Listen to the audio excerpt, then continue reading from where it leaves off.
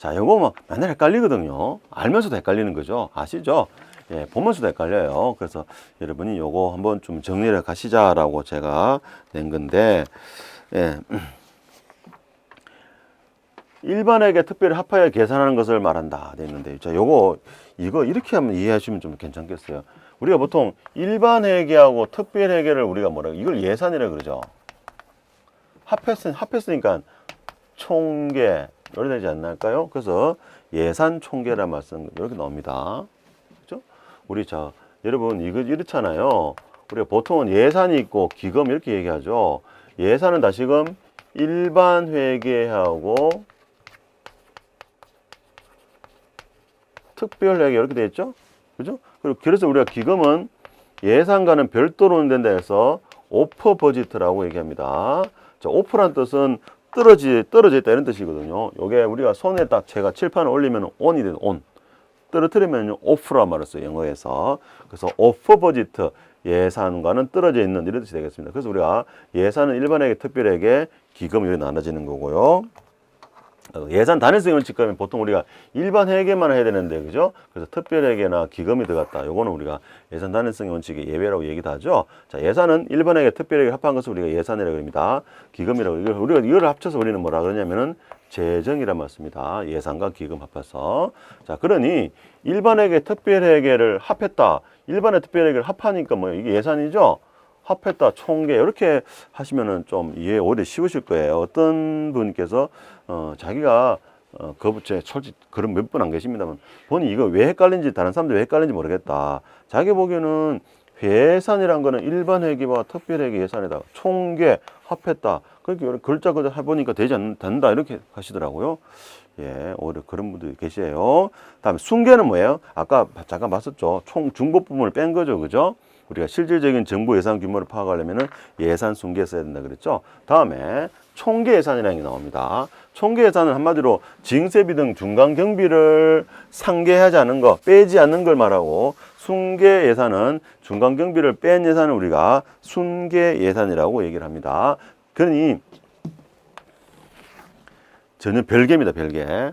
용어가 여기는 예산 총계, 총계산회가 했지만은 전혀 별개입니다. 반대도 아니고 반대적 의미도 아니고 전혀 관계없는 게 되겠습니다. 자, 총계예산, 순계예산 살짝 설명을 드리면 보통 우리가 중앙정부가 세금을 다 걷어야 되죠. 하지만은 중앙정부는 현장에 있는 국가기관, 일선기관이 그렇게 많지 않기 때문에 상대적으로 많은 업무를 지방정부에다가, 그죠? 예, 지방정부에다가 위임을 많이 해주죠. 위임. 예를 들면 특히 세금을 위임한다 봅시다. 지방정부에다가 약 100억 원의 세금을 징수하겠다는 거죠. 이걸 위임을 했어요. 국가 사무를 위임을 하게 됩니다. 그러면은 지방정부가 100억 원을 걷어서 다시 이제 돌려줘야 되는데 문제는 이런 만큼의 100억 원의 세금을 징수하려면은 징수 비용이 들죠. 징수 비용. 공무원들 하다못해 공무원들 교통비, 밥값, 그죠? 인력비 다 들어가잖아요. 인건비 들어가기 때문에 그게 10억 원이 들었다고 예상해 볼까요? 예.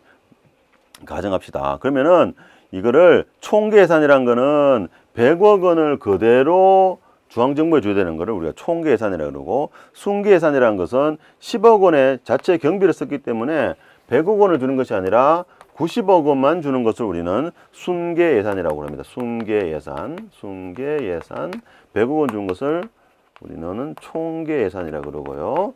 자, 그런데 이걸 안 된다는 거예요.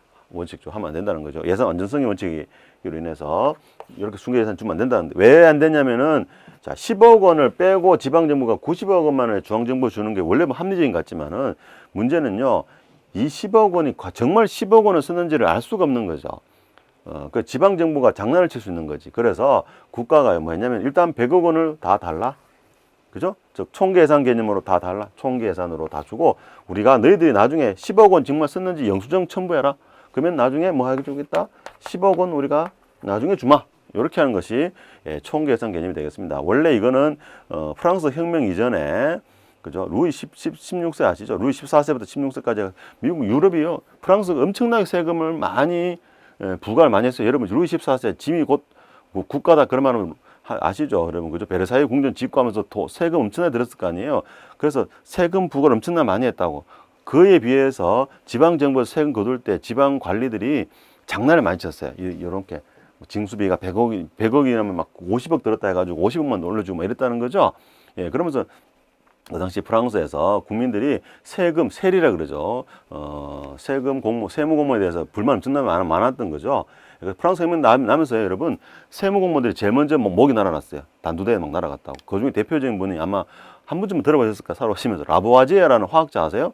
그분도 세금 공무원이었어요. 세무 공무원이었는데, 당장에 그 목이 날아갔잖아요. 길로틴에 날아갔다는 얘기도 해요. 자, 하여튼, 그렇게 비리가 많았다는 거죠. 그래서 비리를 차단한다는 측면에서 이렇게 총계 예산으로 거뒀다는 겁니다.